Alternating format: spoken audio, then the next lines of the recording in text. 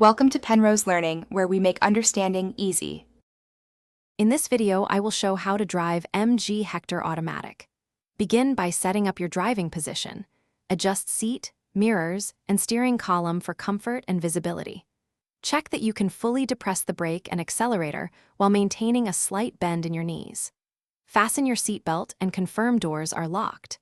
Take a moment to familiarize yourself with dashboard warnings, infotainment controls, and camera angles before starting the engine. Start the car by pressing the brake firmly, then press the start button. Keep your foot on the brake while selecting gears. Shift to D when you want to go forward or R for reverse, confirming the gear indicator before release. Release the parking brake smoothly and apply light throttle to begin rolling. Avoid sudden acceleration. Monitor traffic, mirrors, and blind spots as you merge into flow, and use gentle steering inputs for smoothness. If you are finding this video helpful, please subscribe and like to support future guides.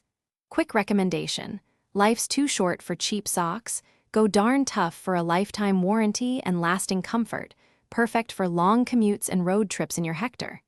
I link the product and current deals in the description below for easy access.